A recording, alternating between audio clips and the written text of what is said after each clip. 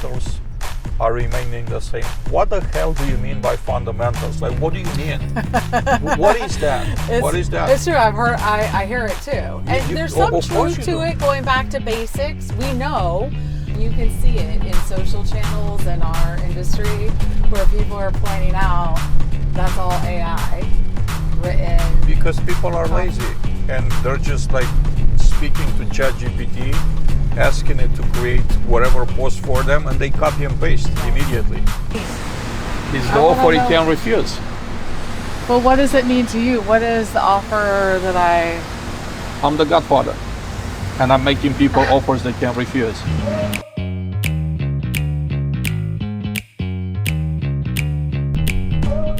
So tell me, where is home for you? Home is Virginia. So What part of Virginia? I'm a military brat. Okay. So you travel, I'm assuming? Born in Okinawa, Japan. Wow. That's wild. Yeah. How long did you live there? A year. A year. Okay. So I only have photos. I don't have memory. So no memories, just photos. Yeah, that makes sense. Traveled a little bit overseas. Went to American Community Schools of Athens. Played on their soccer team. Georgia? Athens, Georgia? No, Athens, Greece. Greece. Okay. Yes. I went to 9 different schools between 1st grade and 12th grade. Man, you must have a lot of memories. Texas. But Virginia is really where I call home. It's still where I have a lot of family. So we're settled in Loudoun County, which is known as horse and wine country. And yeah. How did you end up in property management? By accident. Like, okay, I shouldn't even be asking, right? I think that is. Every time I'm asking, it's like by accident. Okay, me too, right? Yeah. So I wasn't really sure what I wanted to do, but I know I wanted to study business. I know I wanted to, in my mind at that time, I wanted to go work for a big company and travel because I had become accustomed to all the travel. And so my degree was in business, and my first job out of college was a recruiter for a law firm. My minor was HR. And so a friend of mine, I did that, and I was so bored. And a friend of mine was working in property management, and the most attractive part of what she said at that time, being as young as I was, is I'm living in a luxury high-rise for free, and I lease apartments, and I work at several properties around town, and it just sounded fun to be working with people, getting up behind a desk, and living in a really nice place. And so that was my first step. So tell me, what was next after that first step? How did your career evolve? So I ended up staying with that company for a few years, and I stepped out for just 1 year because I had always wanted to. My dad was in the Air Force, and so I always had wanted to learn how to fly. And so I became a student pilot and I had still undergrad loans to pay off, so I was working part-time at restaurants and bartending to pay for my flight school, and flew R-22s, Robinson 22. It's a really tiny, we'd be like right here, the pilot and I, and not even as big as this car was the helicopter. How scary was that? Not scary at all.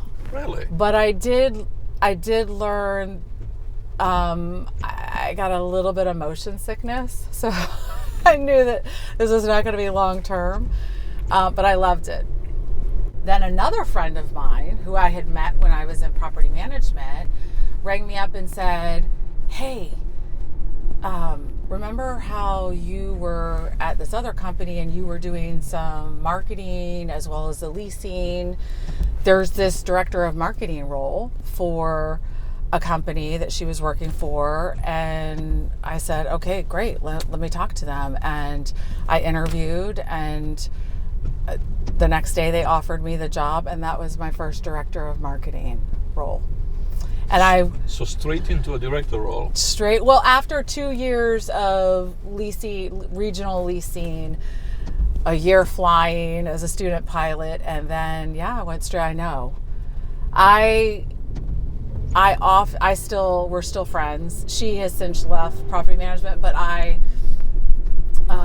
recognize her and always tell her, without that phone call that she made to me, that was a pivotal jump in my career.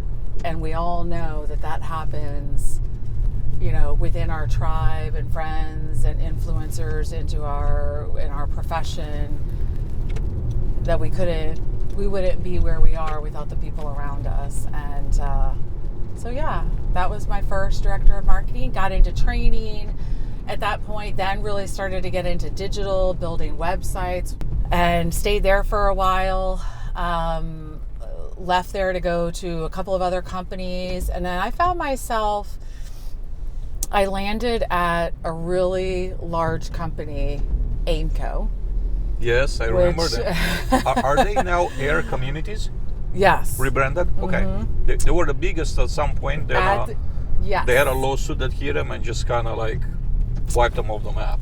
So, I'll tell you, there was a big change. So I was with them for less than 3 years, but at the time, that was another pivotal moment for me in my career, because I was hired as the director of marketing, but my portfolio from Boston to Miami was only redevelopment and new construction communities.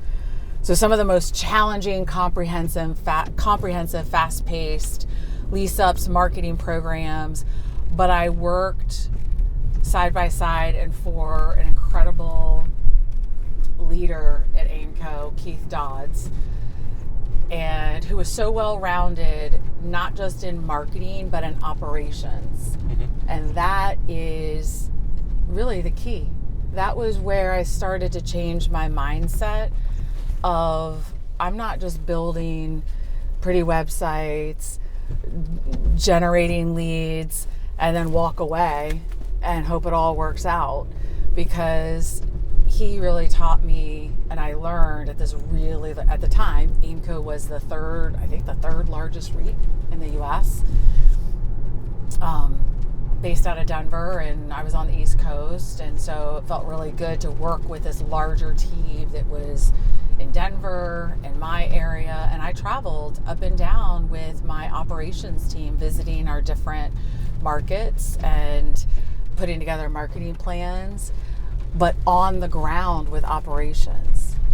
So that's where it all started to come together for me, that they're symbiotic. They're one will not be successful with the other, and the strategy has to be for both. What do you see as the biggest opportunities for multifamily marketing today? What are the biggest opportunities? Some things that maybe most companies are missing. So one of the biggest opportunities right here in this moment is obviously all of the discussions with AI and how we're leveraging that. And I think a few years ago, when I started to get at learning about it and what does it mean and how can I use it, and was it going to go anywhere at the time? And now here we are, completely immersed in it. From the framework of just in my role, now I see it as this big opportunity across organizations, right? And so it's not just marketing, it's for our customers, it's how operations uses it. So, I think it's impacting not just how we operate and how we do our jobs, but how our customers find us, how they interact with us, how they search for us, find the apartment that they're looking for, how they communicate with us. So much has evolved over the last 2 years. It almost feels like, it does feel like sometimes our head is on a swivel. what's the right answer? What's the direction we're going in? And it's made me and my team more cognizant of not just getting on the bandwagon, but going back to what is our strategy again? What is our strategy and what are we trying to accomplish? And how can we leverage it, save time, provide a better customer journey, and save our resources? I like that you're sharing this a lot, because I believe that AI is something that moves at a speed of which our minds cannot comprehend. Mm-hmm. We understand this fast, but we can't gauge. We can say like this fast. We just know it's very fast, because every day there's something else new, a new launch, a new Claude, a new ChatGPT, a new feature, a new everything, and it could be overwhelming, right? So how does one manage this type of environment, and what are some things that you have done in this environment as a property management marketing leader that actually help you navigate through the changes, through the ongoing changes with AI related?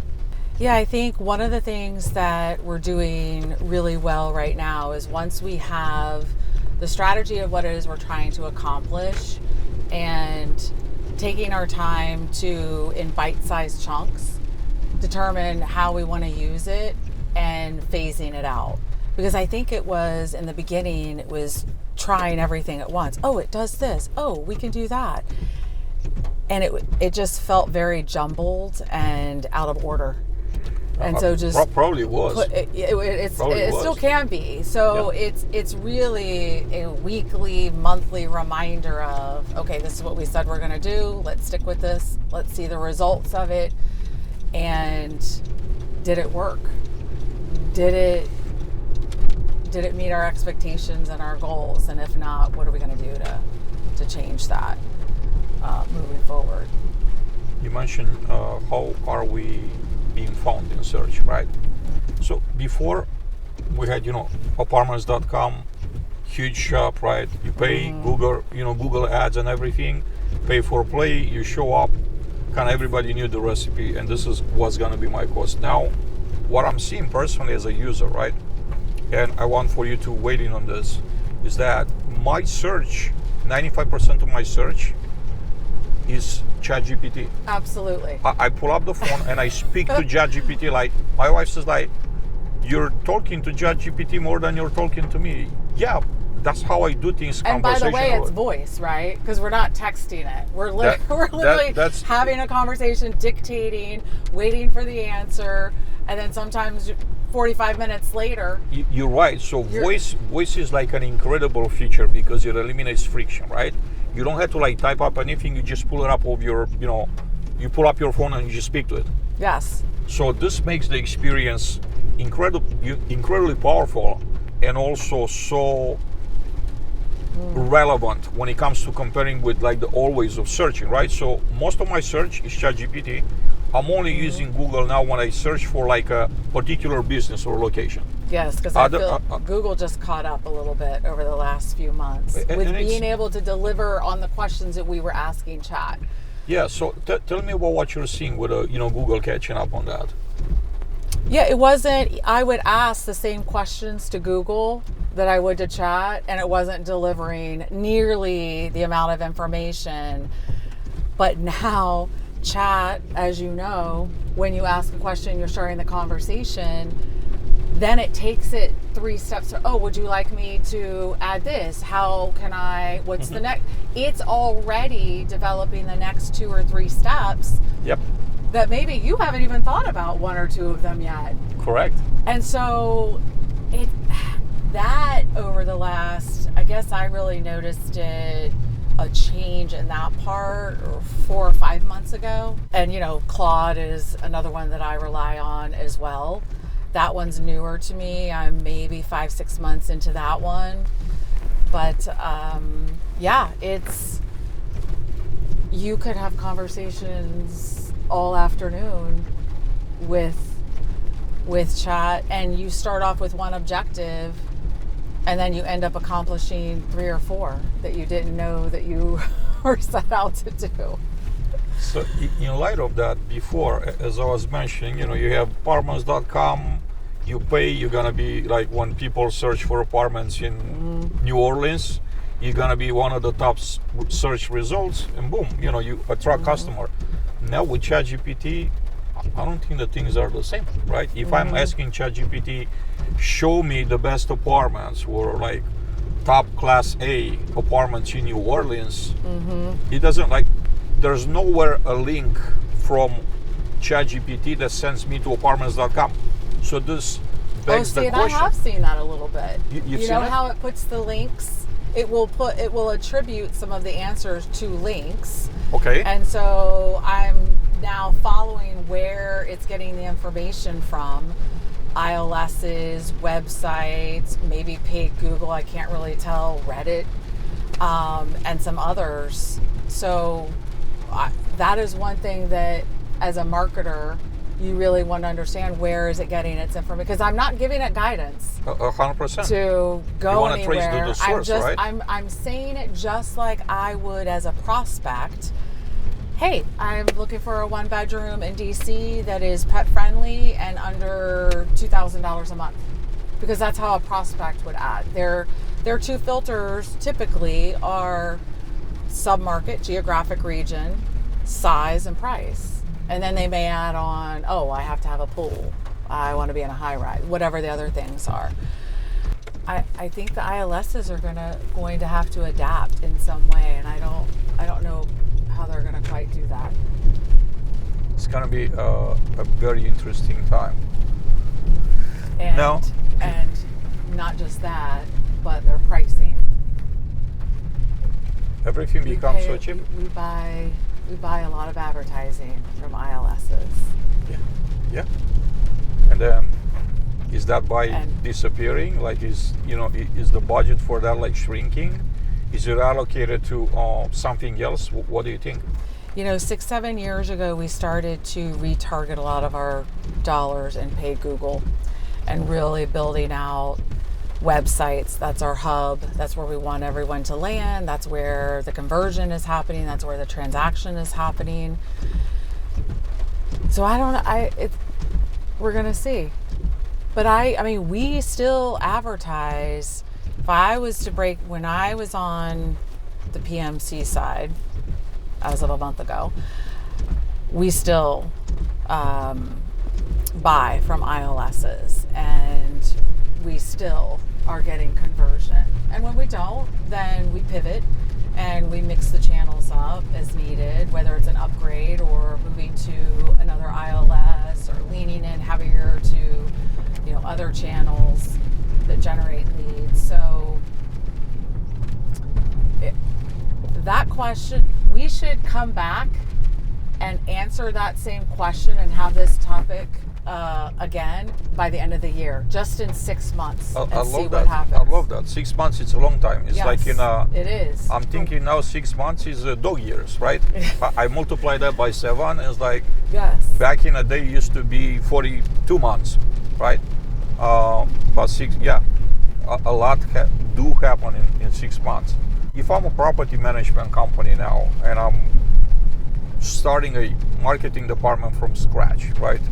How would you envision for me building my marketing department? Is it gonna be like in-house? Am I building content, websites, all that stuff in-house? Am I outsourcing? What's the right percentage? Or which services should I be outsourcing? Which services I should be building in-house, if any? So this is the change that in my previous organization we were grappling with over the last 2 to 3 years. Because I feel like, as a marketer, and I've been on the was on the PMC side for over 20 years. And every 2 to 3 years, I feel like there was a shift in responsibilities and focus of marketing. I remember when everything became, because I go back 20 years, off of paper, and everything we did was online. huge shift. Then came CRMs, huge shift, because we didn't have to track. It was one less thing that marketing had to manually measure and figure out. So over the last few years, that's been something that I've worked with operations and our HR team in building out. We had our in-house team, but we also had offshore for some of the marketing, what I would call more administrative tasks.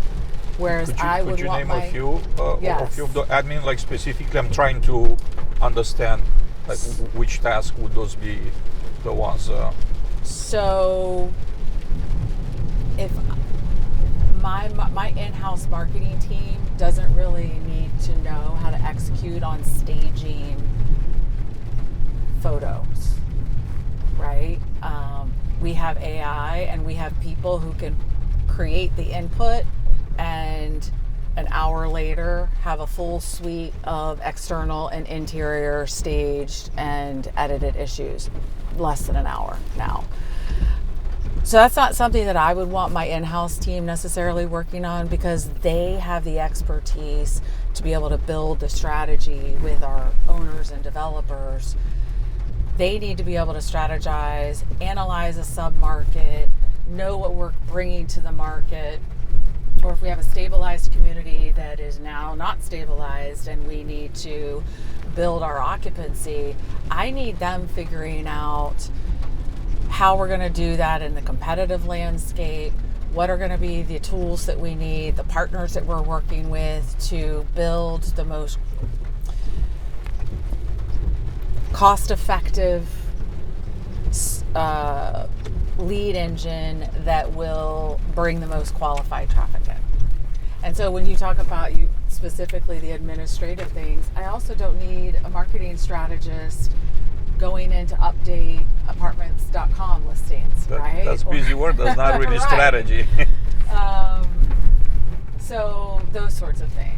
And so that's where we landed 3 or 4 years ago. And now I'm starting to come to the realization that because I've had marketing teams from 2 to 7, managing all graphic design, digital, working directly with the clients in managing the relationships, all different skill sets. And so where I lean towards now, having been in a position recently where I was very short on my team and I had to look outside of the organization for some fractional marketing help, not necessarily CMO level, but execution. And I really buy into that model, because now being on this side of fractional marketing, I have a team of 10 to 15 that can execute better, faster, and with more expertise than I could building a 2 to 3 person in-house team. From a cost perspective, how does that fare? The in-house model versus the fractional model. It's expensive. Which one is expensive? The in-house. The in-house. Because you're paying the benefits. Full-time benefits, employee burden. You got to pay people vacation. And vacation, or someone's out on maternity leave, or then you have a hole during that time. It's true. So now with the advent of AI, creating content has become a commodity. Like content has become a commodity. It's so cheap. I could go to Claude or ChatGPT and say, I give it like my entire portfolio and everything that I envision for my department. It will write me a program in minutes, right? And it will even create particular pieces of content for various assets or for various needs that I have. Mm-hmm. When you're thinking about that, how can a company like yours stand out and being seen as more of a, not seen as being a commodity? Because when you're becoming a commodity, everything is going to be just price driven, right? And it's going to be very hard to compete on quality of the product or creation or anything. Everybody's going to be looking price. What are some things that you are a differentiator for your current group to stand out in the marketplace? Well, you started with how and who is putting together the content, right? So if we're asking AI to put together the content, which AI very quickly can aggregate content, but for us in real estate and who we're speaking to in the audience, if we're building campaigns with that content, we still need to get in there and make sure that the messaging aligns with how we're trying to market and position ourselves. And in my experience, I don't think AI can do it by itself. It still needs us to drive the inputs and put that content together. And it even changes by channel in your multi-channel marketing campaign. So AI can't be left on its own to create the content.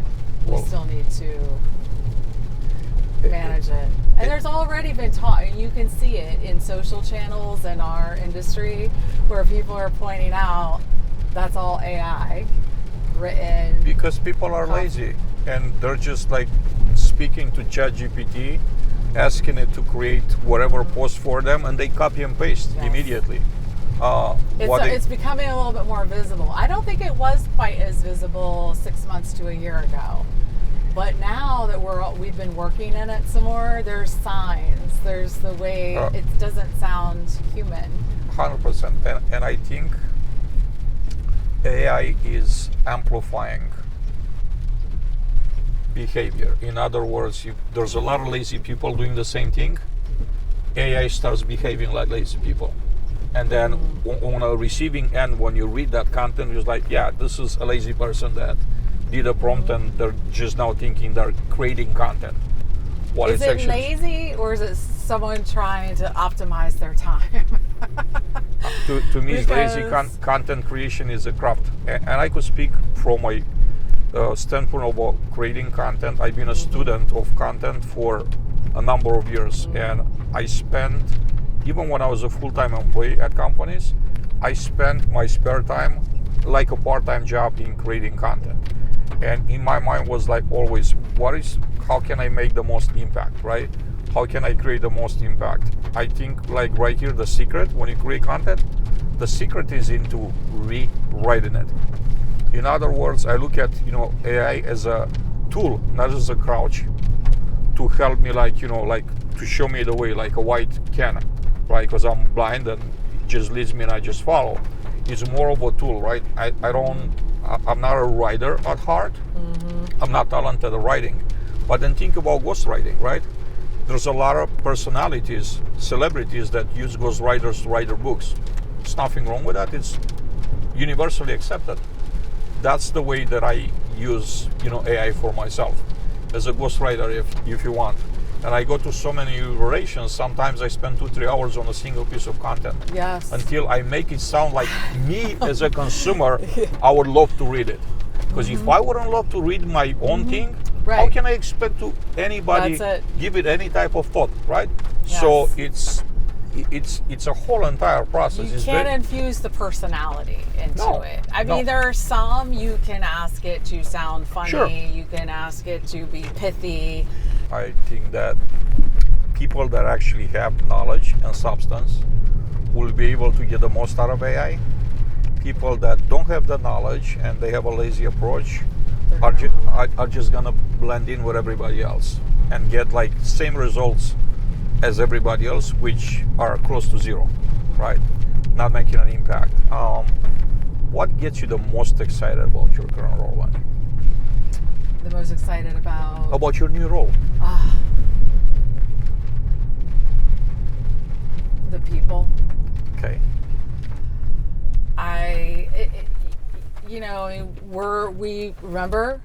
We didn't plan on coming into multifamily.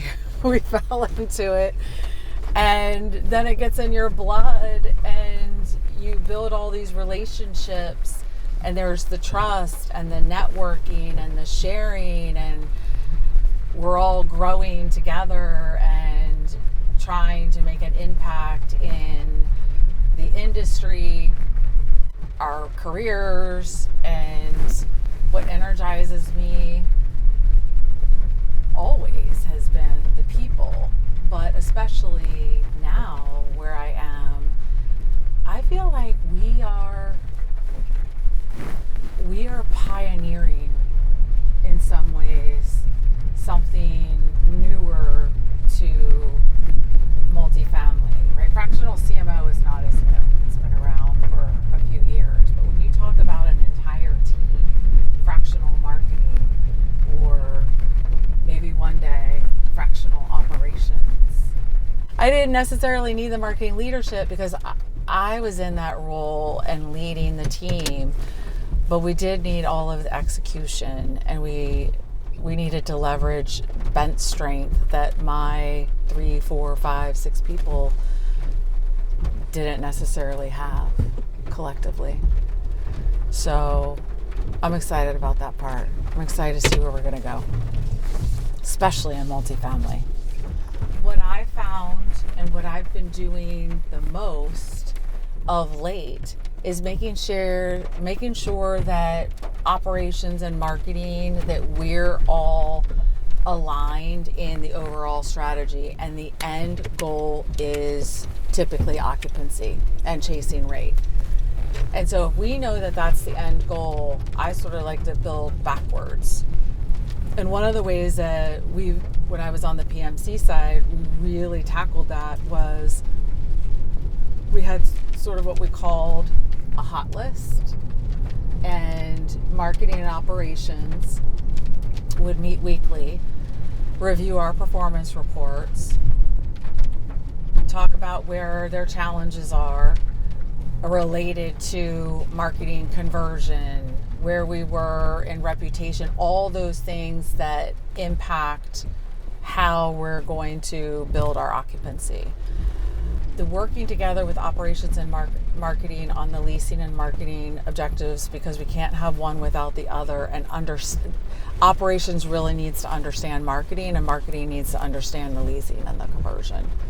Because going back to the question, we don't have enough leads. My first question is, why don't you think you have enough leads? And then we'll look at the CRM together and go backwards. Well, yes, we only had 5 leases and we needed 10 last week. So then you start looking back at your conversion. Well, we didn't have enough tours. Why didn't we have enough tours? Well, because we only converted 10% of the leads. Why didn't we convert those leads Maybe they're into not tours? qualified. Maybe they're not qualified. Well, they didn't know whether they were qualified because they weren't making contact and asking the right questions, and not just diligent follow-up. So enter AI, our virtual leasing assistants, who could help at the top of the funnel, and they certainly do.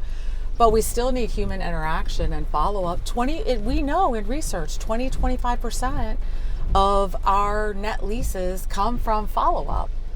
So if you don't have enough leases, I'm going to ask you, if you had 15 tours and 3 applications, what happened to the other 12 tours?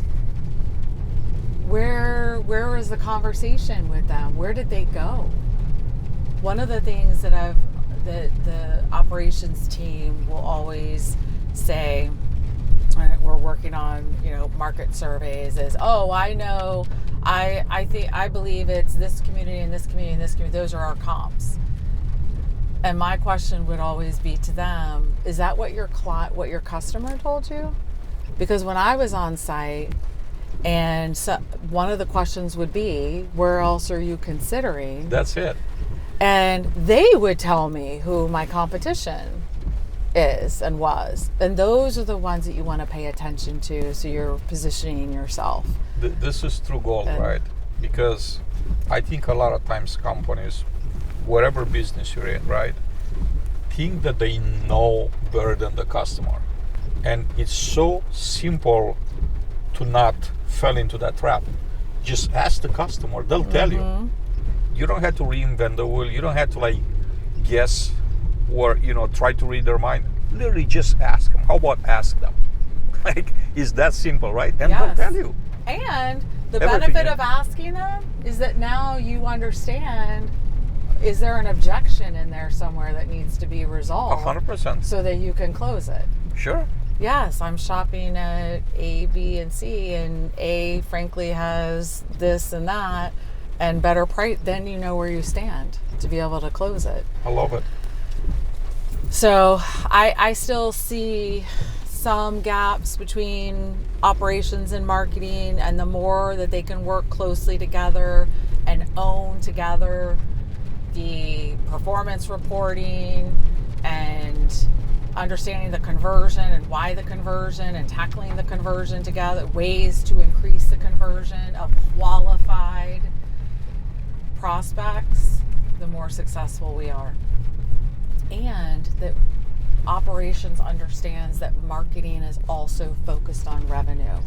We're focused on trying to build this campaign for you that doesn't have to be so high touch for you so that you can meet your goals. I developed a passion for it from building my own brand. And it started like not intentional. It was not intentional at all.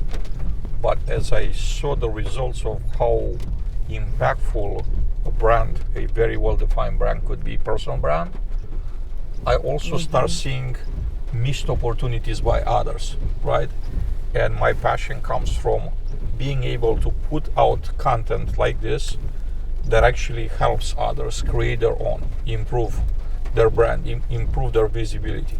There's a whole new world out there that's up for grabs, really, right? It really is up for grabs that most individuals and brands are missing it, because I think for the most part it's this guy, it looks like hard work, and that's the reality. Everything's in the success, it's in the hard work, into like go way below the surface. Most choose the convenient situation of staying at the surface level and making like general statements and doing general research, general everything, not going deep. And I think the secret is in the depth. The deeper you go, the more success you will find. That's the entire secret. Just go as deep as you can. And when you say deep, I as a marketer feel like and believe when you're going really deep, you're going bold, because you are narrowing down and deep. So I'm curious, when you say you go really deep, what does that mean exactly? Putting a stake in the ground on positioning? You have to get very detailed in everything that you do, right? Don't just take things just stay at the surface level. Like let's just say, for example, I'm giving an example from a different area. I go to conferences, and what I'm seeing on the panels is that people are saying, well, what do you think about the markets nowadays? And then I hear this on every single panel. Well, we have to remember that fundamentals are remaining the same. What the hell do you mean by fundamentals? Like, what do you mean? What is that? What is that? It's true. I hear it too. And there's some truth to it, going back to basics. We know we have to get our message right. We know we have to follow up and have conversations with prospects and our audience and who our target market is. And we get so caught up in MarTech and platforms and what can this do and what could that, but is it really meeting what we said we wanted to do in our strategy, which is, for me, well, on the PMC side, it's we're building this customer journey, getting them the quickest, most least expensive way to a conversion. I don't disagree with you at all here. All I'm really saying is that that's the last statement. Like, the closing statement is that fundamentals are staying the same. Why don't you go and explain? Take the fundamentals, take a few, tell me what they are, and what do I need to do so I could be more successful. So you're saying that you don't understand when someone says the fundamentals, what what are the because fundamentals? they're not defining any fundamentals. They're not giving any real life examples, and that's really not useful. Mm-hmm. If we say we got to go back to the basics, okay, so what are the basics? Maybe I don't know the basics. Mm-hmm. Why don't you tell me what the basics are, and then maybe your idea about basics is not the same as my idea about basics. Like, we're all different and we're coming with different experiences, and when someone sticks to a general statement, staying very surface level, we're not making any progress. That part wouldn't be helpful. Everybody's just recycling the same politically correct, like corporate type statements, right? Mm-hmm. Let's just do like a brand statement that, is not gonna rock any boats, it's not gonna get us in any trouble. Just put something that's like very like vanilla out there, right? But actually you're not creating any value when you're doing that. The value is in like examples. Give me some examples. How do you actually see this? Walk me through, walk me through these fundamentals, like help me, educate me. So that's kind of the thing out there. And I think that there's a lot to be, dug up, a lot of, I love the part that where you explain, right? Why aren't we getting leads? Like that was true gold. That's the type of stuff that really helps someone that has a real problem finding a real solution. You basically just walk them through your process, right? How do you identify, how do you troubleshoot really a situation? When someone says we don't have enough leads, well, okay, let's dig into it. So here's my probably one of the biggest ways to troubleshoot, as you're speaking of. We talked a little bit about just lead conversion, but overall positioning your property and your team ultimately for success in their occupancy goals and their revenue goals. It's not just marketing, like I said, but I always go back to the 4 Ps: people, price, promotion, product. And I can, as an expert content creator, as a marketer with 20 years expertise, I can look at a campaign and say, it's flawless. The messaging is synced, all the channels are aligned, all the images, they're 2 clicks away from a sale or a conversion anywhere they are in this digital campaign. All the channels are lined up from signage to e-blat, all of it. And then we're still not hitting our goals. So it's not promotion, right? So it's either people or product and maybe price. How many P's? People, product, price, 3 P's? 4 is what I generally. So the 2 that really rely on operations are the people on site who are managing or managing their pipeline, and the product. So if they're not achieving their goals in applications, then that's where I would want to get on site, walk the property with them. Basically, this is kind of old school, but mystery shop in a way, and really understanding, are they truly delivering that customer journey that we've started so well online and made this promise about the service and who we are? And when you pull up and drive up to the apartment community, we've delivered on that. When you see our product and our people are delivering on it with the level of customer service. And so again, coming back to my original statement of marketing and operations always have to be synced under those 4 Ps. Yeah, so that's where I start to peel back the onion. It's a dangerous situation when you're starting operating in silos, to where each department has their own goals, but they don't really mesh. They don't really talk to each other. I've seen this in a lot of organizations. It won't work. Yeah, no, you can. You're not. And operating everyone's unhappy. Of course. Because operations you're giving me more. I'll give you an example. Years ago and I was guilty of this. We would go to conferences 10, 15 years ago, see all of the incredible new platforms, suppliers, MarTech, and we come back and we present to operations, regionals and above. Oh, we need to do this. We got to create this. And then you're putting all these, new platforms to them to then they don't have time to manage. They have to log into 4 or 5 different platforms, and they're trying to take care of the resident and take the tours and deliver on the brand promise and manage the reputation.